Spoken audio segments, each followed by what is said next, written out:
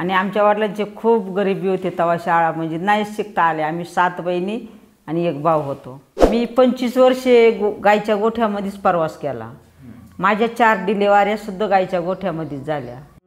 मला खूप त्रास होता, खूप मी तेवढा त्रास काढला। गरिबीमुळे होता का? गरिबीमुळे नाही, सासरुवात जास्त होता। सासू-सासऱ्यांनी जास्त त्रास दिला मला। त्याच्यासाठी मी सगळ्या शेतकऱ्यांना आणि सगळ्या लोकांना आवाहन करते का ही माती ही वाचवा। ही माती वाचवली तरच आपली पुढची पिढी चांगली घडेल। ही माती चांगली असली तरच पुढच्या पिढीला चांगलं अन्न खायला भेटेल। आणि आपण जगासाठी काहीतरी काम केलं तर ते फळ आपल्याला भेटल्याशिवाय कधीच राहणार नाही। एवढं हे माझ्या वडिलांचं ज्ञान होतं। ही माती आजार झाली तर आपण कोणता डॉक्टर आणणार आहे तिला? ही माती आजार झाली कोणत्या हॉस्पिटलमध्ये नेणार आहे? मग मी सांगते पैसा कोणी खात नाही। टाकीचे गाव सोसल्याशिवाय देवपणा येत नाही। एखाद्या कामामध्ये किंवा एखाद्या गोष्टीमध्ये किंवा कशामध्ये मरून निघायचं पण सरून निघायचं नाही।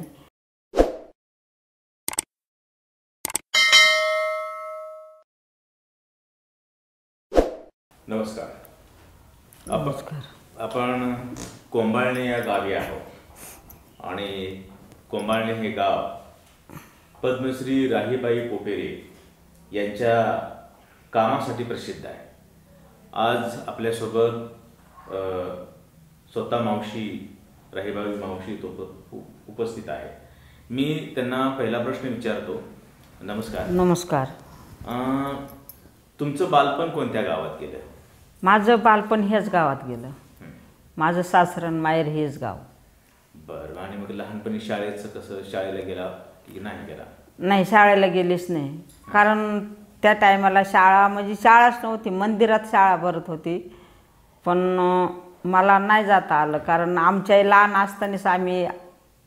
असताना आई वारली आणि 1 बहीण 9 महिन्याची होती।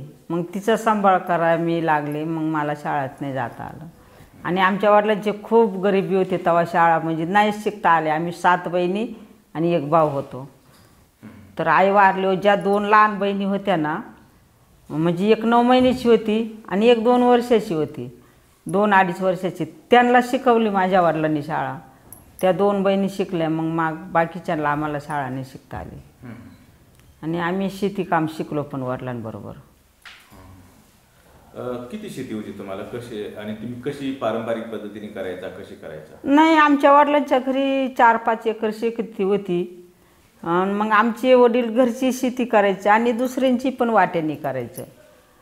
आणि मग आम्ही जी मोठ्या बहिणी काही म्हणजे त्या टायमाला गाई पण भरपूर होत्या, मग काही गाई वळायच्या, काही घरच्या वळायच्या आणि काही दुसऱ्यांच्या वळायच्या पण, कारण सगळ्यातून मी मोठी झालेली। आणि बाकीचे घरची शेती करायचे, वडिलांबरोबर शेती करायचो। आणि वडिलांची खूप गरिबी होती, त्या गरिबीमुळं मग आमच्या वडिलांना शाळा नाही शिकवता आली। पण आमच्या वडिलांनी शाळा नाही शिकवली आम्हाला, पण ज्ञान खूप शिकवलं, कारण ते पण शाळा शिकेल नव्हते। हे ज्ञान जे होतं हे कसं शिकला तुम्ही? म्हणजे कसं शिकला? ज्ञान म्हणजे आमचे वडील असे आता कसे सर जसे वर्गामध्ये शाळा रोजची भरवतात, पण आमचे वडील आम्हाला महिन्यातून 2 महिन्यातून एवढे एकत्र भावंड बसवायचो आणि मग ते ज्ञान आम्हाला शिकवायचं। समाजात कसं राहायचं, कसं वागायचं, समाजाबरोबर कसं काम करायचं। आणि हेच मग आमचे वडील आम्हाला म्हणजे गरिबी आली तर लाजू नये, श्रीमंती आली तर कधी माजू नये, टाकीचे गाव सोसल्याशिवाय देवपणा येत नाही। एखाद्या कामामध्ये किंवा एखाद्या गोष्टीमध्ये किंवा कशामध्ये मरून निघायचं पण सरून निघायचं नाही। आणि आपण जगासाठी काहीतरी काम केलं तर ते फळ आपल्याला भेटल्याशिवाय कधीच राहणार नाही। एवढं हे माझ्या वडिलांचं ज्ञान होतं। तुमचं लग्न पण या गावातच झालं? हो, याच गावात 12व्या वर्षी माझं लग्न पण झालं। आणि लग्न झाल्यावर मग मी इकडं सासू-सासऱ्यांबरोबर माझ्या पतीबरोबर काम करायला लागले मी। मग त्या सासरी तुमचं शेतीच करणार होतं का? हो, शेतीच होतं सगळं, सासर घरी पण शेतीच होती।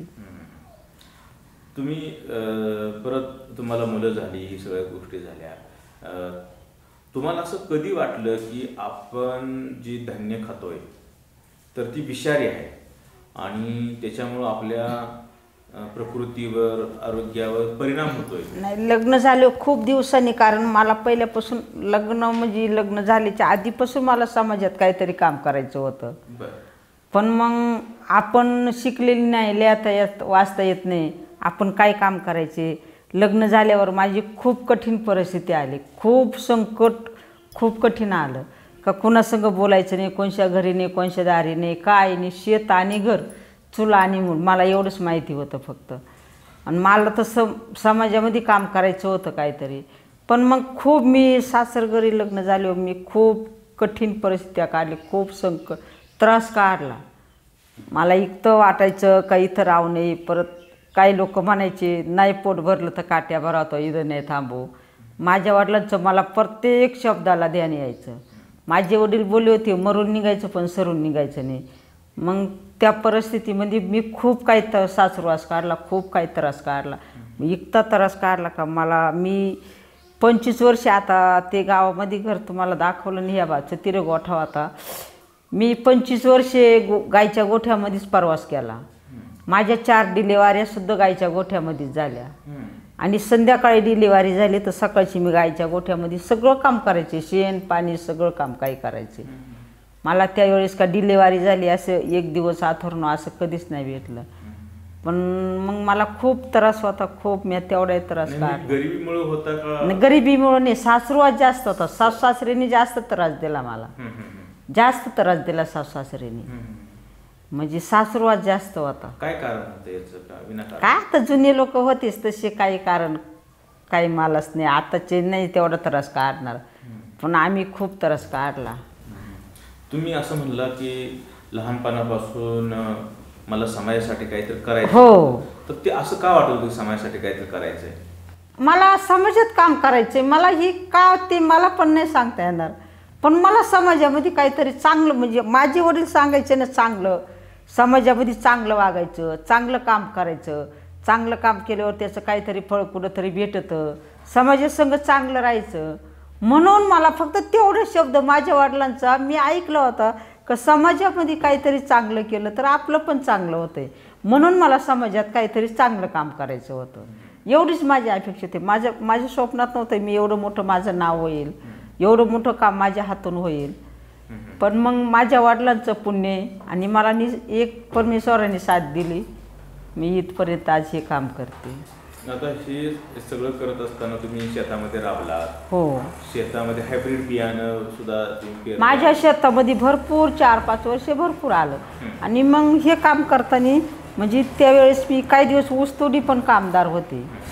आणि माझ्या मोठ्या मुलाने जेव्हा 10वीची शाळा सोडली ना, आणि तो जेव्हा माझ्याबरोबर शेतात काम करू लागला, मग मला काहीतरी काम करता आलं, म्हणजे माणसामध्ये जाता आलं, येता आलं. मग मी फक्त बचत गट तयार केले. काहीतरी काम करायचे ना, पण बचत गट तयार करायला मला खूप अडचणी आल्या, खूप संकट आले. मग त्या टायमाला माझा एक मुलगा 7वी शिकेलो होता. म्हणले मला लिखाण काम करून दे, मी बचत गट सगळे चालले. मग तो लिखाण काम करून द्यायला लागला. तसे माझे बचत गट चांगले चालले होते. आणि बचत गटामध्ये मग बचत गट बाईप संस्थेला जोडले गेले. मग त्या टायमाला मी माझ्या ऊस तोडून आले का हाताला काही काम नसायचं, इथं काही मजुरी नसायची. मग मी रोपं तयार करू लागले. रोपं तयार करून पाऊस पडला का प्रत्येक महिलेला 1-1, 2-2 रोप देऊ लागले. ते रोपं मग महिला म्हणू लागल्या हे रोपं तू देती, पण आमच्याकडं पाणी नाही आहे, जगवायला पाणी नाही, ते उन्हाळ्याची कसं जगायचं. मग मी असे गारगोटीने आळं केलं, वर सलाईनाची बाटली लावली, खाली बिस्लरी बाटली लावली. मी पण त्या पद्धतीनं झाडं जागवले आणि महिलांना पण त्या पद्धतीनं जागवायला सांगितले. तर आजही महिलांच्या दारामध्ये एक पेरूचं, एक लिंबाचं, कडीपत्ता, शेवगा, हातगा आहे. तर मला एक अभिमान वाटतोय. आणि मग हे काम करत असताना माझ्या शेतामध्ये सगळं हायब्रिड आलं होतं त्यावेळेस, सगळं काही. मग मला जवळजवळ 10-20 किलोमीटर इथून छोटे मोठे आजार घरात सुरू झाले. मला 10-20 किलोमीटर दवाखान्यात जावं लागायचं, बाळ पाठीची बांधून पायी. मग मला एक दिवस जाताना विचार आला माझ्या डोक्यात, आजार पहिले नव्हते आणि आता येतात कुठून. मग मी जाताना विचार करीत गेले, येताना विचार करत आले. नंतर मग घरी आले. मी दुसऱ्या दिवशी माझ्या सगळ्या शेतामध्ये फिरले आणि दुसऱ्याच्या पण असं बांधांवरून फिरले. आणि मी बांधव उभं राहूनच बांधव उभं राहूनच जर सगळ्या शेतामध्ये बघितलं, मी एक विचार केला, आपण आपल्या शेतीमध्ये पहिले कोणतं बी पेरीत होतो, आता कोणतं बी पेरितोय. पहिलं कोणते पिकं आपल्या शेतीमध्ये घेत होतो, आता कोणते पिकं घेतोय. आपल्या ताटामध्ये पहिलं कोणतं अन्न आपण खात होतो आणि आत्ता कोणतं खातोय. पहिला कोणता भाजीपाला खात होतो, आता कोणता भाजीपाला खातोय. हा मी बांधव उभं राहून सगळं विचार मी माझ्या डोक्यामध्ये केला. आणि मग मी घरी आले. मग संध्याकाळी माझ्या घरातलं मी बंद करायला लागले. पण माझ्या कुटुंबाने मला खूप मोठा विरोध दिला त्यावेळेस. सगळे लोक नवीन करतात, कमी खर्चामध्ये जास्त उत्पन्न निघते, तू मग ती खतं नाही वापरायची, औषधं नाही वापरायची आणि हायब्रिड बियाणं नाही पेरायचं. मग मला खूप मोठा विरोध झाला. मग मी थोडे दिवस गप्प बसले. आजपासून मी घरात काय बघणार नाही, सगळं काय तुम्ही बघा. मग मी थोडे दिवस गप्प बसले. मी जेवण करायचे, जेवण झालं का काम करता आलं तर करायचे, नाही तर काहीच बघायचे नाही. पण माझ्या घरात असा प्रकार घडला का माझा एक नातू आजारी झाला. त्याच्याकडे मी दुर्लक्ष केलं. आजारी झाला पण मी दुर्लक्ष केलं. नेतात त्याचे आईबाप दवाखान्यात आणतात, मी दुर्लक्ष केल्यामुळं असा प्रकार वाढला का तो इथून 2 दिवस केळी गाव आहे तिथं नेला, 5 दिवस अकोल्याला ॲडमिट केला, 3 दिवस संगमनेरला नेला. मग बाकी मी संगमनेरला गेले. मग तिथून 3ऱ्या दिवशी नाशिकला पाठवलं. नाशिकवरूनही 2 दिवसात मुंबईला पाठवलं. आमच्याजवळ पैसे नसायचे, काहीच नसायचे. आमच्या मुलांनी पार हातात एकाची अंगठी होती, ती अंगठी मोडली त्याने आणि ॲम्ब्युलन्स केली. मग मुंबईला नेलं. तिथं पण जे हॉस्पिटलमध्ये 2 हॉस्पिटलमध्ये बाळ घेतलं नाही. मग पार केमला नेलं. तिथं माझी एक बहिणीची सून होती सिस्टर, म्हणून तिच्या वशली होती बाळ घेतलं. पण आमच्याकडून सगळ्याकडून लिहून घेतलं का हे वाचल म्हणून याची गॅरंटी नव्हती. आम्ही सगळ्यांनी लिहून दिलं नशीब आमचे म्हणून. मग 1.5 महिना तिथं त्या दवाखान्यात बाळ राहिलं. त्या टायमाला माझ्या कुटुंबाला 1.5 लाख रुपये लागले आणि 1.5 रुपयासुद्धा नव्हता माझ्याजवळ.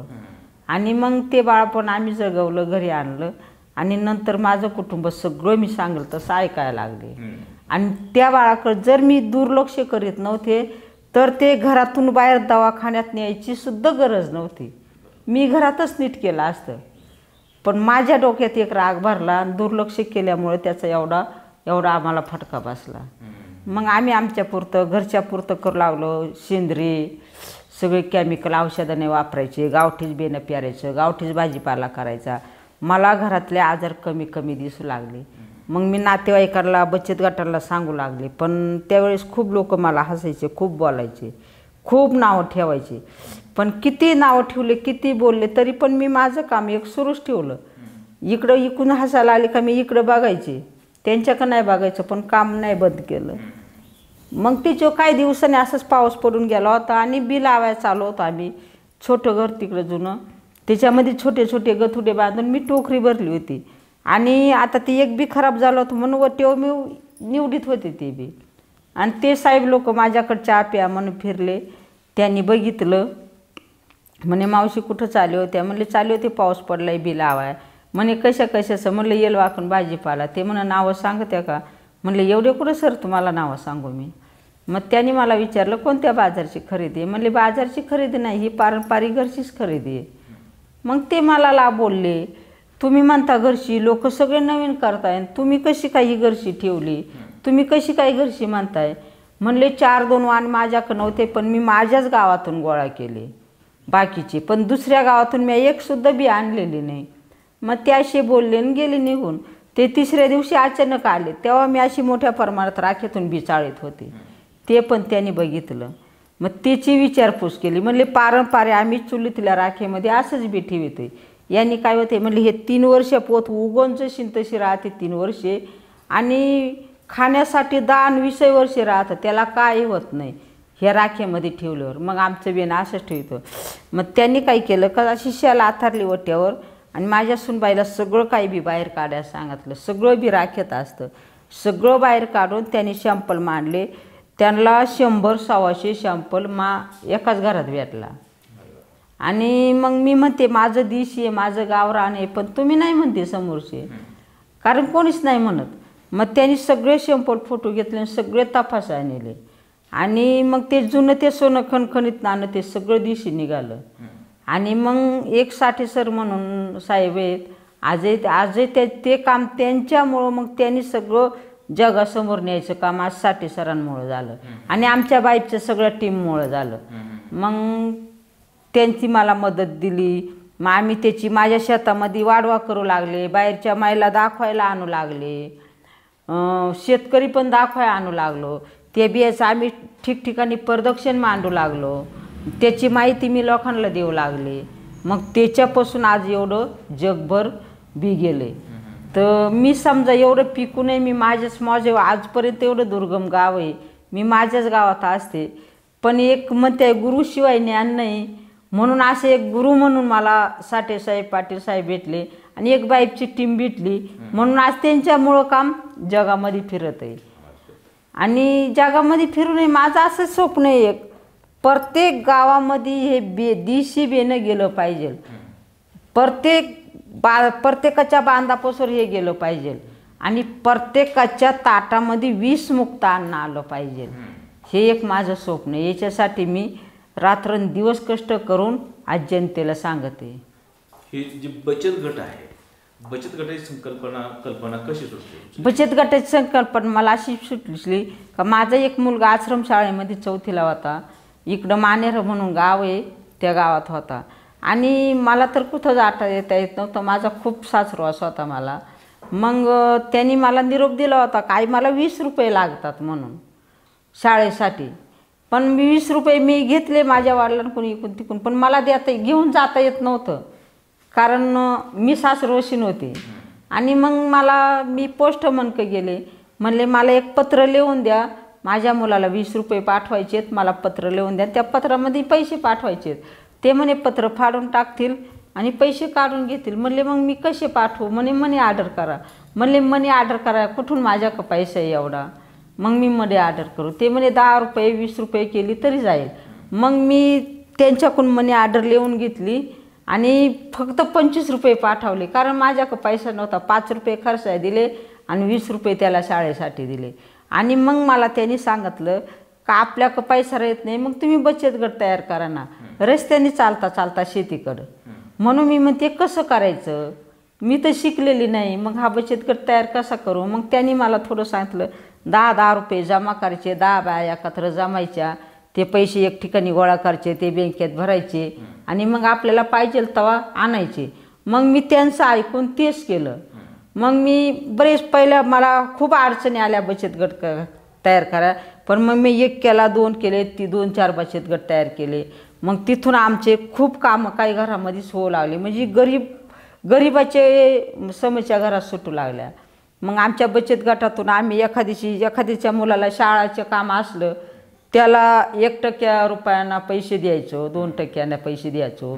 एखाद्याचं लग्नाचं काम असलं मग आम्ही बचत गटाच्या महिला त्यांना पैसे द्यायचो. एखाद्याचं शेतीचं काम असलं किंवा दवाखान्यात जायचं असलं तरी आम्ही बचत गटातून पैसे द्यायचो. आणि आम्हाला सुद्धा स्वतःला जरी लागले तर आम्ही आमच्या बँकेमध्ये जाऊन आम्ही पैसे काढून आणायचो आणि ती परतफेड आम्ही बँकेमध्ये करायचो. तर ते बचत गट आजपर्यंत आमचे चालू आहेत. असे म्हणजे बचत गट ज्यावेळेस करायचं तुम्ही ठरवलं त्यावेळी सासू सासऱ्यांकडून घरच्याकडून कसा सपोर्ट मिळाला किंवा विरोध झाला का? नाही, विरोध झाला. मला सगळ्यांचा, माझ्या सासू सासऱ्यांनी कधीच मला पैसे नाही दिले, बचत गट तयार करायला नाही दिले, कधी खर्चायला नाही दिले, कधी वापरायला नाही दिले. पण माझे वडील खूप चांगले होते. आमची आई जरी नव्हती ना, पण आमच्या वडिलांनी खूप काय आम्हाला दिलं आणि खूप काय मेहनतीनं लहानचं मोठं केलं. आईची माया माझे वडील मग नंतर पहिले द्राक्षे शेती काम करायचे, लाकडाच्या पाट्या विकायचे, त्याच्यावर आम्हाला जागवायचे. नंतर ते द्राक्षे काही दिवस विकू लागले, मग पेढ्याचा धंदा करू लागले. मग पेढ्यामध्ये त्यांना चांगला फायदा होऊ लागला, 2 पैसे भेटू लागले. मग आमची सुद्धा प्रगती त्यांनी चांगली केली. मग जेव्हा पैसे लागले तेव्हा आमच्या वडिलांकडून आणायचो. मग आम्ही काम करायला लागलो. मग माझे मुलं पण काम करायचे, मी पण काम करायचे. त्याच्यातून 4 रुपये मागं ठेवायचे आणि ते बचत गटामध्ये भरायचे. अशा पद्धतीने बचत गट. बचत गट आहेत सगळीकडे आपण ज्यावेळी बघतो त्यावेळी बचत गट हे पैशाशी संबंधित आहे. हो.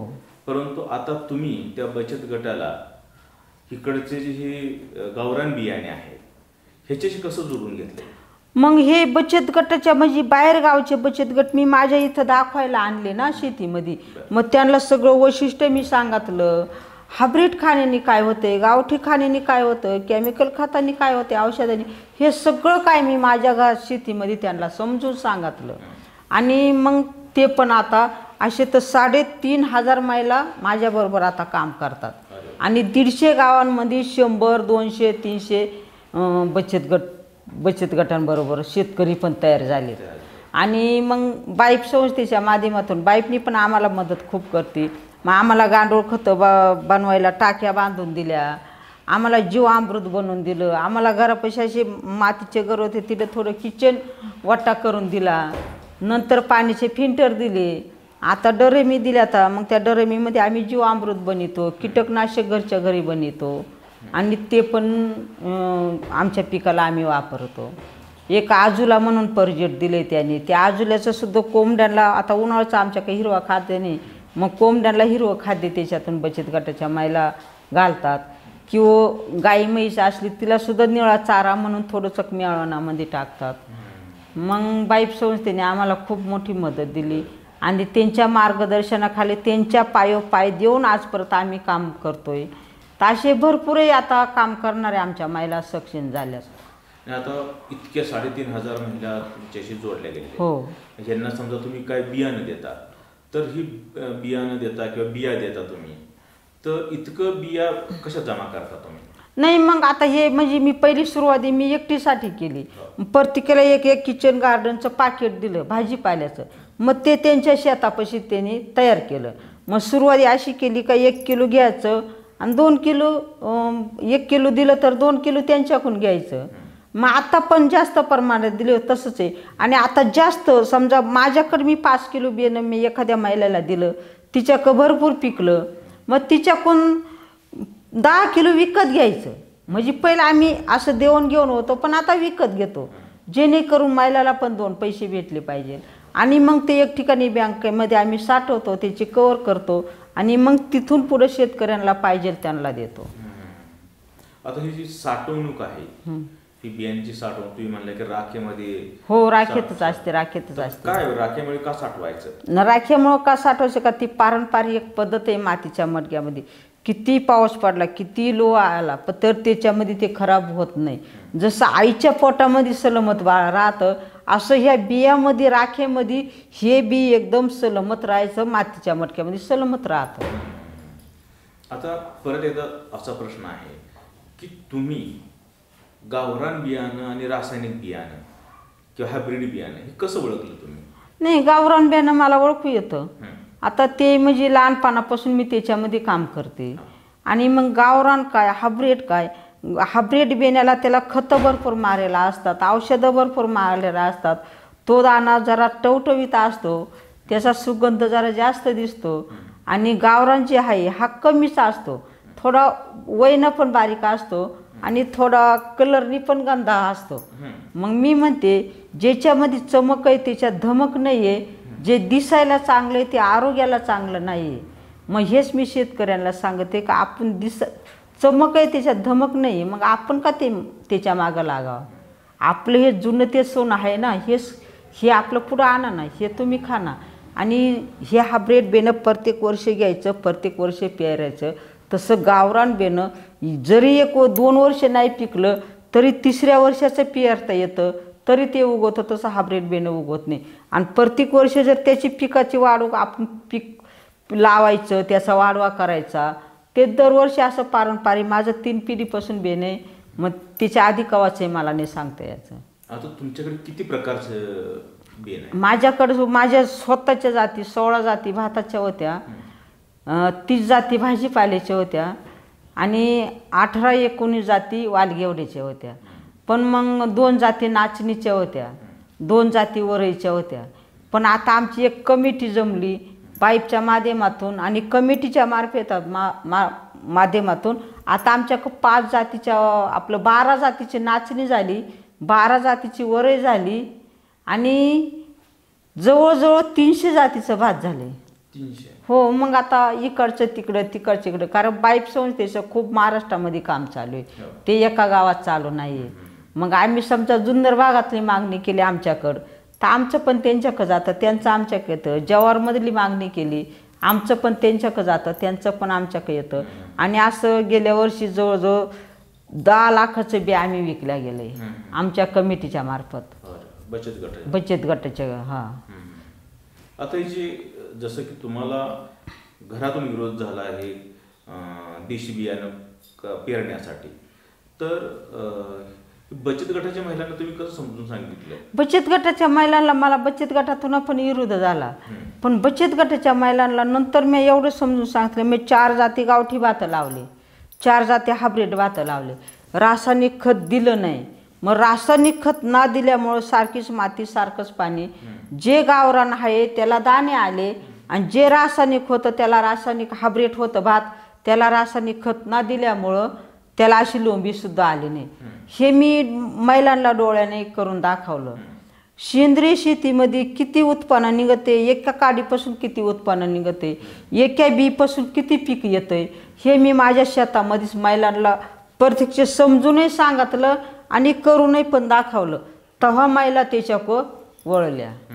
आणि एक आजारपणाचा पण त्याच्यामध्ये आता 2 वर्षामध्ये कोरोनाने तर जास्त शिकवलं.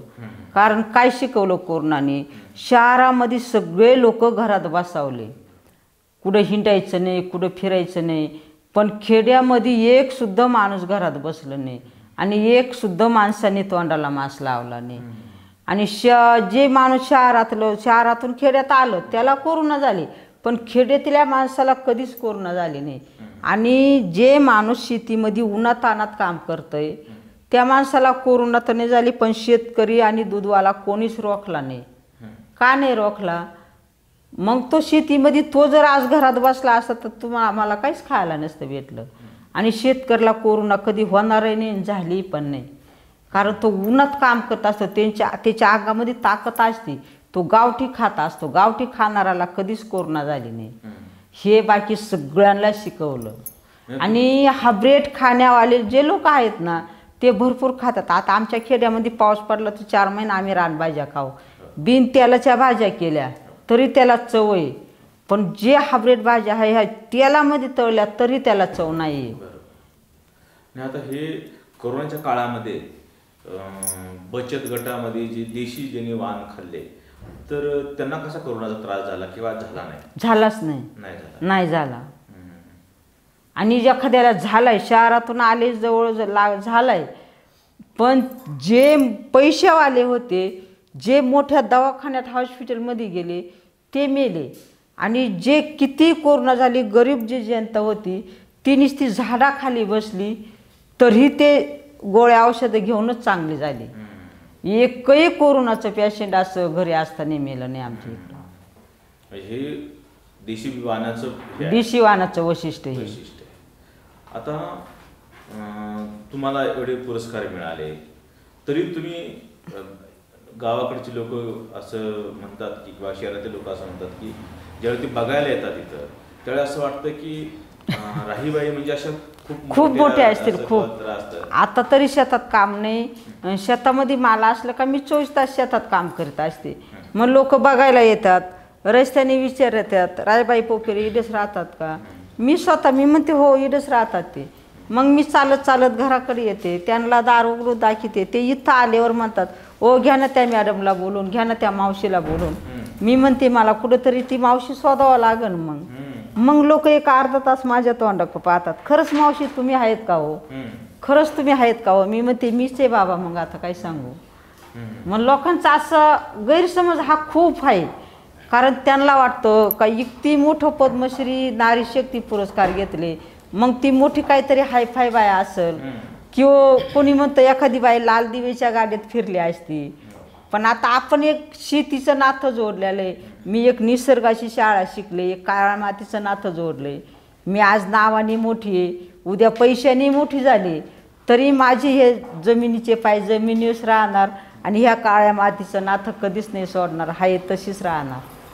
आता हे तर तुमचं इतकं महत्त्वाचं आहे, पण जे शेतकरी आहे त्या शेतकऱ्यांना तुम्ही काय सल्ला द्या? नाही, त्या शेतकऱ्याला मी हेच देते, आपण मातीतले माणसं आहेत ना, आपण मातीतले माणसं मातीतच राहणार आणि मातीचं मग मी शेतकऱ्यांना किंवा बचत गटाच्या महिलांना किंवा आज समाजाला मला आता मी तर नाही शाळा शिकले पण मला मोठमोठ्या कॉलेज वाजण्यात येतात मी मुलांमध्ये बोलायला मला चांगलं आवडतं का याच्यातून 4 मुलं हे काम पुढं काहीतरी नेतील किंवा 4 शेतकरी पुढे हे काम नेतील मग मी भरपूर ठिकाणी जाते मी हाच सल्ला देते मग शेतकऱ्यांना किंवा मुलांना का बाबा आपलं जुनं ते सोनं हे जुन्या कडवाळा आता नवीन मागं किती नवीन पैसा किती कमावला आपण आता नवीन खूप शिकतात खूप शिकून पैसा कमावला पण पैसा आजकाल कोणी खात नाही जी आपले अन्न देते माती ही मातीच आपल्याला अन्न देते ही मातीच आपल्याला जगवते मग ह्या मातीला आपण का विसरावं आणि ह्या मातीचं आरोग्य इथून पुढं चांगलं ठेवावं हे मी माझं सगळं लहान मोठ्यांना सगळ्यांना आव्हान आहे का ही माती आपण संपवायच्या मागं लागलो आहे आपण हिचं वेगवेगळे खतं औषधं कितीतरी मारतोय मग ही माती खराब जर झाली तर आपली जनता काय करणार आहे आपली पुढची पिढी काय करणार आहे हे बी जर मी नसतं जतन करून दिलं तर पुढच्या जतन कोण नसतं ठेवलं तर पुढच्या पिढीला माहीतसुद्धा नव्हतं मग हे जतन करायचं आता तुमचं आमचं सगळ्यांचं काम आहे तशी ह्या मातीचं सुद्धा आरोग्य जतन करायचं तुमचं आमचं सगळ्यांचं काम आहे बरोबर हे जे हायब्रिड बियाणे पुरवणाऱ्या कंपनी यांनी कधी तुमच्याशी संपर्क साधलाय आम्हाला द्या किंवा असं काय भरपूर काय म्हणते भरपूर पण मी सांगते त्यांना बाबा माझं एक छोटंसं गाव आहे माझे एक पाणी नाही आमच्याकडं माझं एक छोटंसं देशी बियाणे हे माझं कंपन्यांसाठी नाही हे फक्त शेतकऱ्यांसाठी मी आव्हान देते शेतकऱ्यांसाठीच आहे म्हणून तुम्ही अजूनही तशाच पद्धतीनं राहता हे करता सरकारनं मी तर ज्यावेळी आम्ही गावात आलो त्यावेळी अजून तुमचे अनेक प्रॉब्लेम्स आहेत म्हणजे शेतीचे आहेत पाणी पिण्याचे प्रॉब्लेम्स आहेत तर हे सरकार का सोडवत नाही किंवा काय तुम्ही त्यांच्यासाठी काय सांगाल आता माझं तर मी तर माझ्यासाठी काहीच काम केलं नाही मला ते एक समाजाची काम आहे पण आता एवढ्या दुर्गम भागामध्ये माझी अशी अपेक्षा का माझ्या शेतीला जर आता कालपासून पाहुणे माझ्याकडे आले तर मला इतका कमीपणा आला एवढा कमीपणा आला तरी त्या इडं राहतात त्यांना दाखवता येतं मग त्यांचे मी उपकार जलंभर विसरणार नाही आणि असे इथं भरपूर लोक गेलेत भरपूर आलेत आणि त्यांनी जर माझ्या ह्या शेतीला जर पाणी असतं ते मी उन्हाळा पानकाळा सगळं काही शेतकऱ्यांना शेतामध्ये दाखवता आलं असतं कारण आज माझ्यापाशी सगळं काय आहे मला बीज बँका सोडून काय दाखवता येत नाही का तर प्यायला पाणी नाही शेतीला पाणी नाही मग मला असं म्हणायचं तुम्ही माझ्यासाठी नका देऊ माझ्याकडं नका बघू पण माझ्या समाजाकडं तरी बघा माझ्या समाजासाठी तरी द्या आज 4 पाहुणे आले त्यांना आंघोळीला पाणी भेटत नाही उद्या कॉलेजचे मुलं आले त्यांना काय करणार मी काय करणार आहे मग याच्याकडं जर समाज पाहत नाही आजकाल पैसा ओळखतो पुढाऱ्याकडं पुढारी ओळखतो पण आजकाल गरिबाचा विषय अजून शासनाने घेतला नाही आता शासन आदिवासी समाजाकडे दुर्लक्षच करते असं पहिल्यापासून दिसून आलं पहिल्यापासून दुर्लक्षच करते आदिवासी जो भाग आहे आदिवासी जी जनता आहे ती एकतर सगळी डोंगर दऱ्यांनी बसावली एकतर कड्या कपऱ्यांनी बसावली आणि ते आता शहरातून जिथं नदी चाले तिथं कॅनलचे सुद्धा पाठ चालेत कॅनलसाठी सुद्धा किती पण पैसा खर्च करतील असा डोंगर दऱ्यामधून आदिवासींसाठी अजून काहीच नाही आणि मी सांगते हा आदिवासी जिवंत आहे तर सगळी जनता जिवंत आहे ह्या आदिवासीपाशी नॉलेज आहे एवढं कोणापाशी नॉलेज नाही ह्या आदिवाशापाशी ज्ञान आहे एवढं कोणाचपाशी ज्ञान नाही आणि जंगलाचं जमिनीचं अजून आदिवासींनी संस्कृती सगळी राखून धरलेली सगळी जपतात मग ही तुम्ही आम्ही सगळ्यांनी का नाही जपू सगळ्यांनी जपलं पाहिजे आदिवाशांकडे थोडंफार त्यांच्या समक्ष जाणून घेतल्या पाहिजे आदिवासींचं म्हणजे आदिवासींचं जे निसर्ग जपण्यासाठी त्याबरोबरच हे गावरान बियाणं जपण्यासाठी खूप मोठं हे आहे खूप मोठं काम आहे खूप आम्ही असं ऐकलंय की तुम्ही या गावरान बियाणं याच्याशिवाय सुद्धा शाळेसाठी सुद्धा गावातल्या प्रयत्न करतात त्याच्याबद्दल जरा सांगा बरं नाही मग मला शाळेवर भरपूर बोलवतात मग शाळेच्या मुलांना मी तेच सांगते आणि सर लोक भरपूर असतात शाळेभोवतानी जागा भरपूर असती गेट असती तिथं पाणी पण भरपूर असतं मग मी म्हणते शाळेसाठी जर आपल्याला आपली शाळा चांगली घडवायची, आपल्याला शाळेला विषमुक्त द्यायचे, आपण शाळेपुढं शोचे झाडं भरपूर लावतो, फुलाचे झाडं भरपूर लावतो, मग हे थोडे थोडे भाजीपाला करा ना तुम्ही, एक एक बी खोसून द्या ना, एक थोडा थोडा जागा असली तिथं पाणी जाते वाया, तिथं थोडी कोथिंबीर टाका, थोडी मेथी टाका, थोडे वांगे लावा, थोडे मिरच्या लावा.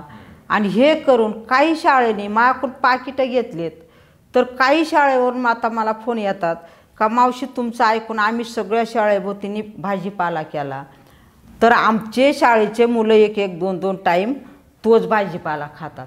मला तो अभिमान वाटतो. कोरोनाच्या आधी काही लोकांनी माझ्याकडून बी नेले पुण्यामध्ये, गच्चीवर माती टाकून भाजीपाला केला, ते कोरोनामध्ये माझ्या नाताच्या मोबाईलवर फोटो पाठवत. मला तो एक मोठा अभिमान वाटत. मग सगळं तुम्ही आम्ही का केलं करू नये. आणि बाकीचं शेतकरी आपण, आपल्या शेतकऱ्याच्या दारात घरापाशी किचन गार्डन पाहिजेलच, शेतकऱ्याच्या घरापाशी परसबाग पाहिजेलच. आणि आपल्या मुलाला शाळेला जाताना विषमुक्त भाजीपाला त्याच्या डब्याला आला पाहिजे. मी एक सांगते, तुम्ही 10 भाज्या खातात, एक 10 भाज्यांचं ताट राहतं, तुम्ही 2च भाज्या खा, पण त्या चांगल्या खा, त्या विषमुक्त खा, त्या आपल्या आरोग्याला घातक नाही अशा भाज्या तुम्ही खा. हे मी प्रत्येक शाळेवर जाऊन प्रत्येक शाळेवर असं आवाहन करते. आता तुमच्याकडं शाळा कॉलेजेसमधली मुलं येतात, भरपूर येतात, भरपूर.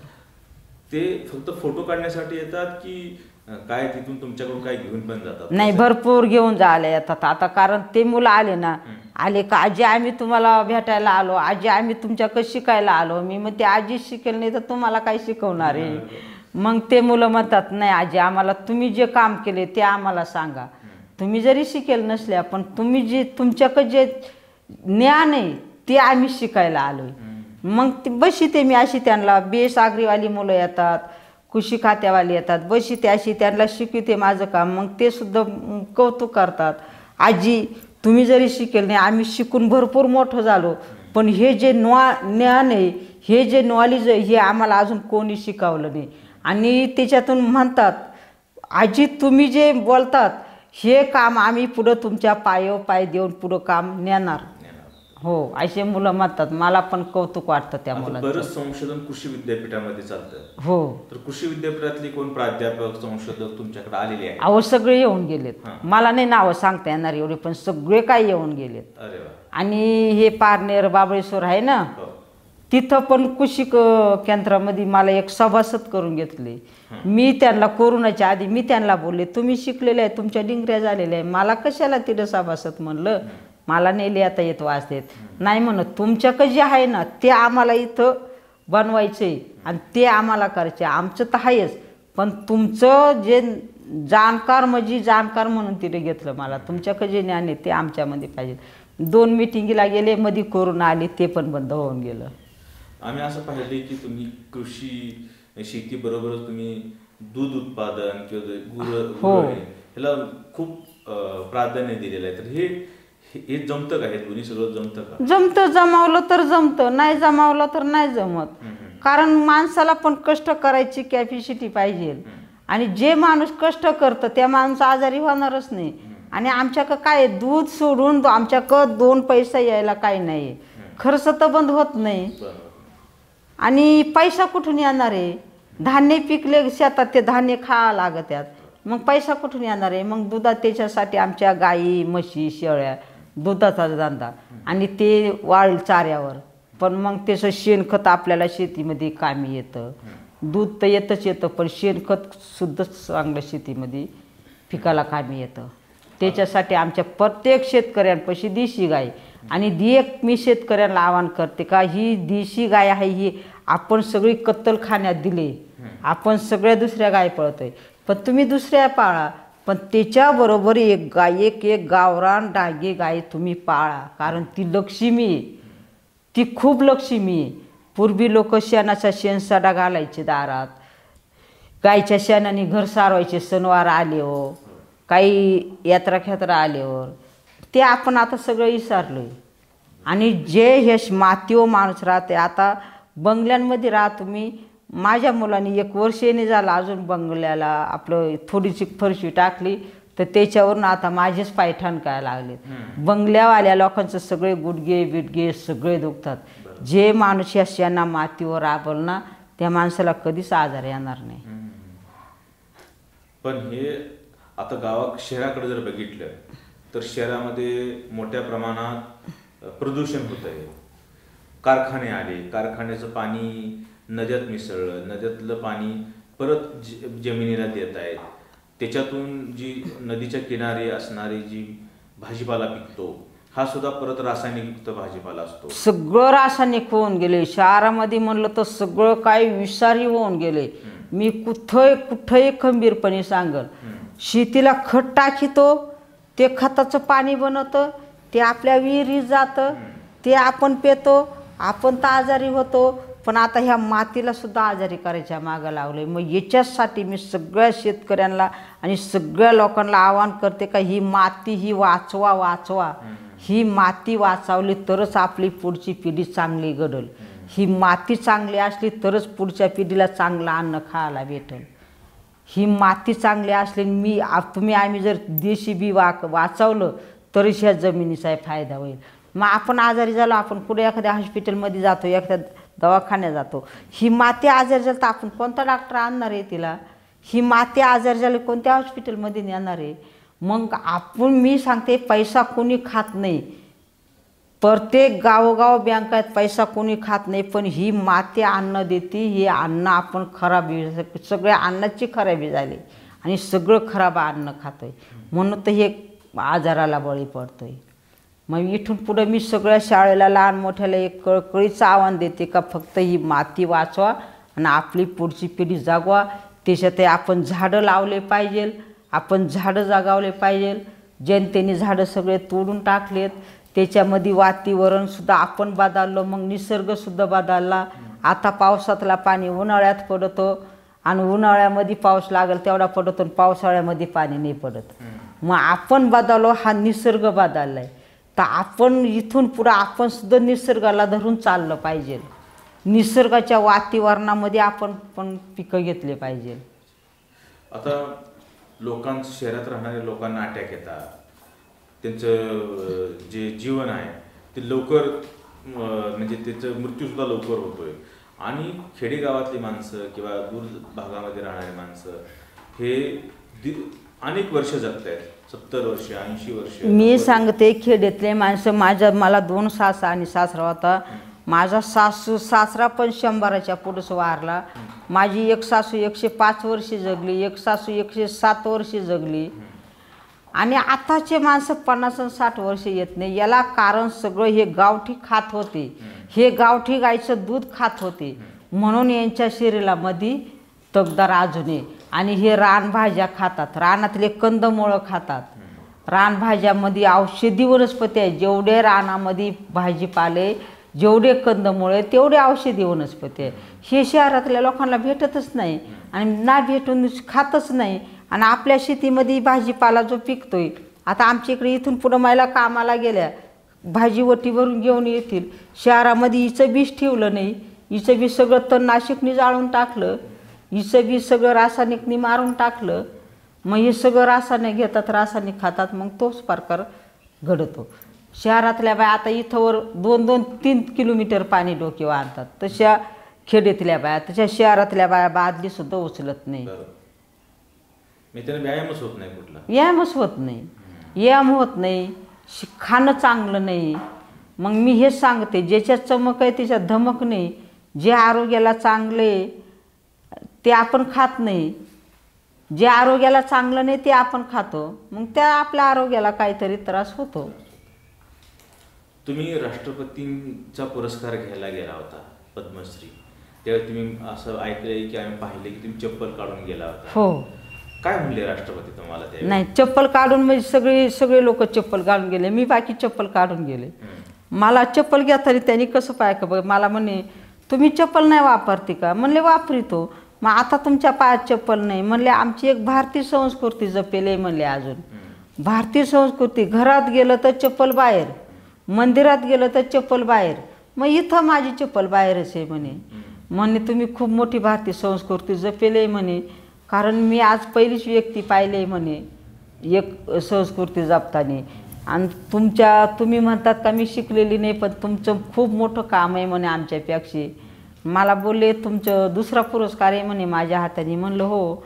म्हणे तुमच्या कामाला खूप मोठा माझा सलाम, आणि तुम्ही एक जगाच्या वेगळं काम करून जनतेला दाखवलं आहे म्हणून, आणि त्याच्यातही अजून संस्कृती जपेल्या आहेत तुम्ही म्हणे, एवढा साध्यापणा.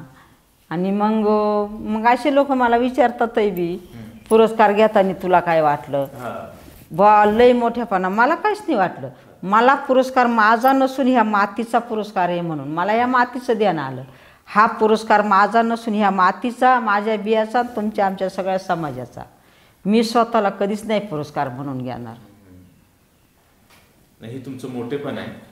तुम्ही इतक्या मोठ्या आहे, तुमचं सगळं कार्य इतकं मोठं आहे, तर घरच्या लोकांना ह्याचा अभिमान वाटतो का? घरच्यांना आता मी सांगते, जिथे पिकत तिथे विकत नाही. घरच्यांना वाटतो अभिमान, पण बाकी गावामधून सुद्धा कोणाला अभिमान वाटतो, कोणाला खूप दुःख झालं याच्यामध्ये. निकाल शिकलेली नाही, निकाल अडणी बाई ती कुठं गेली, काय झाली, म्हणजे दोन्ही प्रकार आहे. पण घरातल्यांना आमचा अभिमान वाटतो. माझ्या नातवंडाला जास्त अभिमान वाटतो. आणि माझा एक नातू आता आज येईल तो, त्याचं पण खूप याच्यामध्ये काम चांगलं आहे.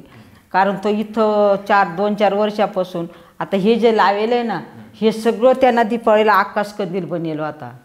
म्हणजे सगळे बी आहे ना त्याचा आकाशकंदील बनवतो तो, कलरचा आकाशकंदील नाही आणत. इथं एवढी रांगोळी काढितो, ती रांगोळीसुद्धा बियाचीच काढितो. तो गणपती बसवताना गणपती बनवतो, तो गणपतीसुद्धा बियाचाच काढितो. म्हणजे आज माझा एक नातू माझ्या पायावर पाय ठेवून पुढं चालणारा आहे समाजासाठी, मला असं वाटतंय. ह्या सगळ्या स्त्रिया तुमच्याकडे येतात, तुमच्याकडे बिया घेऊन जातात. हो.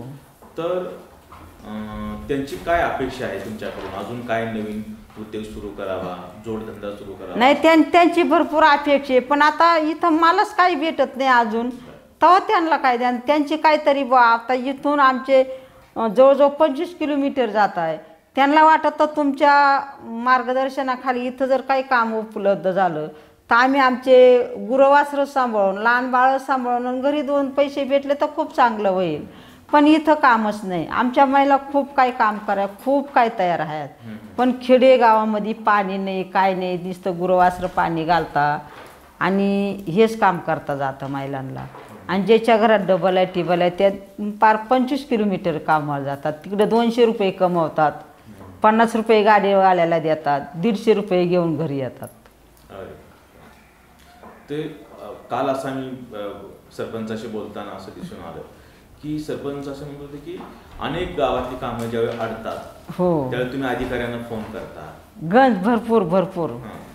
पण अधिकारी काय कोण नाही ऐकत हो अधिकारी. पण मग मी एकच सांगते ना, पुढाऱ्या का पुढारी वळवतो, पैसा का पैसा वळवतो. अधिकारी सगळे त्यांच्या गरीबाचा विचार नाहीये. आता गंज ह्या कोंबळणे गावामध्ये पदबशीर झाली. काय दशे, रस्ते नाही समजा, पाणी नाही प्यायला, किती लोक नाव ठेवून जात असतील. मग ह्या अधिकाऱ्यांना कळायला पाहिजे ना. हां, आणि मी जे काम केलंय, मी बाकी समाजासाठी काम केलंय. मला भेटो अगर ना भेटो, पण मी समाजाचं काम करीतच राहणार. बरोबर. त्यामुळे तुम्ही समाजानं काही द्यावं म्हणून काम करत नाही, तुम्ही स्वतःचं काम करताय. स्वतःचं करताय, पण मी समाजासाठी मागते का समाजाला मी स्वतःसाठी मला नका देऊ. मी स्वतःसाठी नाही मागत, पण मला समाजासाठी काहीतरी इथं द्यावं. समाजासाठी नाही कोणी देऊ शकत. मी असं ऐकलंय की तुम्ही कुठेतरी एखाद्या भाषणामध्ये हो शाळेसाठी सुद्धा मी सगळं मांडते. कुठं भाषणामध्ये गेलो कामाला, आमच्या गावाला शाळा नाही व्यवस्थित, आमच्या गावाला रस्ते नाही, आमच्या गावाला पाणी नाही. तर नेवाशा तालुक्यात एकदा गेले होते, तिथं मी शाळेबद्दल बोलले होते.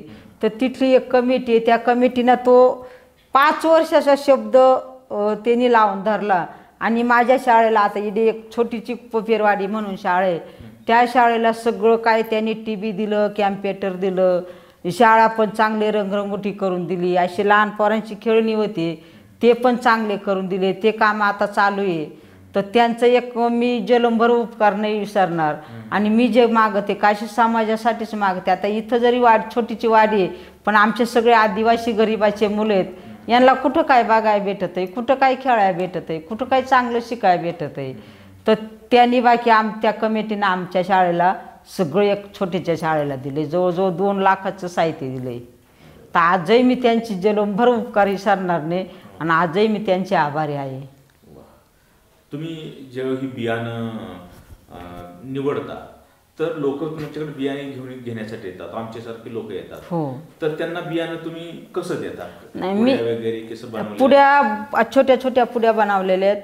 म्हणजे ज्याला पाहिजे तेवढं देते. कोणाला 10 वाण लागले तर 10 वाण देते, कोणाला 20 लागले तर 20 देते. आणि मग जेवढा भाजीपाला पाहिजे मग छोटं पाकिट मी 30 रुपयाला देते. कारण कोणी पैशावाला येतं, कोणी गरीबही पण येतं आणि सगळ्यांना तर हे भेटलं पाहिजे असं एक माझं अपेक्षा आहे. मग मी मोठं पाकिट बनवून असलं तर आमच्या कमिटीच्या मार्फत देतो आम्ही.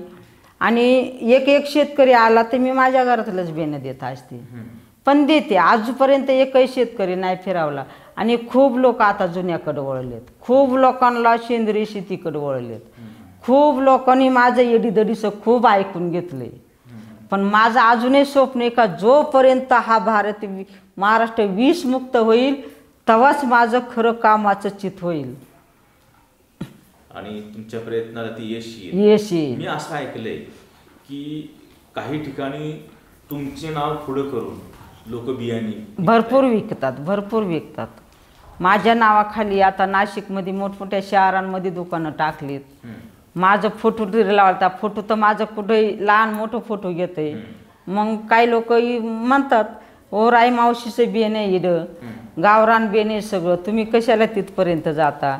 पण दिंडोरीकडून एकदा लोक येत होते. नाशिकमध्ये एक दुकान आहे कुठं गली बोळेला, ते म्हणे इथंच म्हणे राई मावशीचं इडे फोटो आहे, आम्ही त्यांच्याकडंच आलो आहे. म्हणे कशाला जाता त्यांच्याकडं, त्यांचा फोटो इडं दुकानच इथे त्यांचंच बी होते म्हणे, पण आम्हाला भेटायचं आहे. मग ते आले इथं आल्या त्यांनी मला विचारलं का तुमचं नाशिकमध्ये दुकान आहे का बियाचं. म्हणले माझं कुठंच दुकान नाही आहे. आणि मग असे भरपूर लोक काम करते. आता मागं मुंबईला गेलो होतो साहेब आणि मी, तिथं आले ते मला म्हणे मावशी तुम्ही 500 रुपयाला एक पाकिट विकता. म्हणले नाही बाबा, मी खाली 30 रुपये छोट्या पाकिटाचं घेते आणि मोठं पाकिट म्हणलं तर अजून मला 200 रुपयाच्या पुढं मी रुपया कोणाकडून घेतलाय नाही मला दिलाय नाही. म्हणलं कुठं विकतात. म्हणे संगमनेरमध्ये तुमचे पाकिटं पुण्यात विकल्या गेले. मग मी त्यांना सांगत आहे माझ्या नावाखाली किती दुकानं टाका, किती बी विका, फक्त माझं नाव कुठं बदनाम नको. कारण गावठी म्हणून हाबरेट दिलं तर उद्या राय मावशी तर गावठीवर काम करते, तिचं तर सगळं बी हाबरेट आलं. मग हे सुद्धा मी शेतकऱ्यांना सांगत असते का माझं नाव कुठं बदनाम नको. आता मला म्हणतो की एवढं तुम्ही काम करताय, सगळं हे करताय, तुम्हाला अजून भविष्यामध्ये हे काम वाढवायचं आहे किंवा अजून लोकांसाठी नेमकं काय करायचं आहे? नाही, लोकांसाठी आता हे काम एक बाईप संस्थेची मदत आहे मला, पण ती सुद्धा महाराष्ट्रामध्ये काम करते. त्यांना कामची एकच नाही हे संस्था, मग आम्हाला सगळं मोठं करेल. त्यांना सगळं काय मोठं करायचे. आणि ते लोक डोंगर दऱ्यामध्ये पायी हिंडून फिरून अशा जे महिला चांगल्या ते पुढं आणतात. असं सगळ्या संस्थेनी केलं तर आपला भारत देश खरोखर चांगला होईल. आणि मग माझं एक स्वप्न आहे का हा शेतकरी खेड्यापाड्याने जे पीक येतो याचा कुठंतरी बाजारभाव, कुठंतरी व्यापारी काही भावात घेतात, काही त्यांना किती पैशाने घेतात. मग हे शेतकऱ्याचा जो देशी माल आहे ह्या देशी मालासाठी काहीतरी शासनाने केलं का हा देशी माल शेतकऱ्यांना पण पैसा भेटला पाहिजे आणि इकडं दुसऱ्यांना पण चांगलं अन्न खायला भेटलं पाहिजे. याच्यासाठी जर काहीतरी केलं तर ते एक चांगलं होईल. एक बाईप संस्थेने आम्ही एक महिलांनी कंपनी तयार केली, पण आता आम्ही खूप गरीब महिलांनी कंपनी तयार केली, अजून काही तिचं काम पुरं होईना. कारण का आमचा जो माल आहे तो इथंच विकला गेला पाहिजे. ह्या मालाचं नाव इथंच एक बाईप संस्थेचं किंवा बचत गटाचंच नाव या देशी बियाचं देशी बियानंच नाव गेलं पाहिजे. आता देशी बियाखाली सगळं हाबरेटे असलं का आमचं गावराने आमचं देशी असं कोणी म्हणतं. मग हा ज्याची त्याचं माल जेच त्याच्याच नाव गेला पाहिजे, ज्याची त्याच्या मालाचा पैसा जेच त्याला भेटला पाहिजे, हे एक माझं स्वप्न आहे. का अजून शेतकरी कुठेही पण तो अडचणीतच आहे. कारण शेतकऱ्यापाशी सुविधा नाही तेवढ्या. शेतकरी अडचणीमुळे त्याला ते विकावंच लागतं, त्याला 2 पैसे त्याचे घ्यावाच लागतात. तुम्हाला खरं तर हा शेवटचा प्रश्न आहे की तुम्हाला लोक जसे पद्मश्री राहीबाई पोपेरे म्हणून ओळखतात, तशी लोक तुम्हाला बीज माता म्हणून पण ओळखतात किंवा सीड मदर पण असं. रघुनाथ माशेलकरांनी मला पुण्यामध्ये बीज माता सीड मदर नाव दिलं. कधीची घटना आहे? नाही, त्याला मला तारीखवार नाही सांगता येणार, पण कोरोनाच्या आधी 4-5 वर्षाची घटना आहे. म्हणजे ते होते तिथं आले होते, मी 2 शब्द बोलले खाली उतरले टेजवरून. तर ते म्हणे माझ्या संग बोलायला किंवा माझ्या संग फोटो काढायला नंबर लागत आहे तर लोकांना भेटत नाही, पण मला राय मावशी संग फोटो काढायचे म्हणून. आणि त्यांनी मला टेजवर डबल बोलून घेतलं आणि माझ्या संग फोटो काढला आणि माझी पाठणच थापाटली त्यांनी. आणि त्याच दिवसापासून त्यांनी बीज माता सीड मदर नाव दिलं, काही आजपासून बेनेंची आई म्हणून. अरे वा वा. तर आपण आता जी चर्चा करत होतो ते बीज माता पद्मश्री राहीबाई पोपेरे यांच्याशी. राहीबाई यांनी आपल्याला एकूणच त्यांचा प्रवास कसा झाला याच्याबद्दल सांगितलं. मी राही मावशींचं या प्रसंगी आभार मानतो आणि थांबतो. धन्यवाद. धन्यवाद.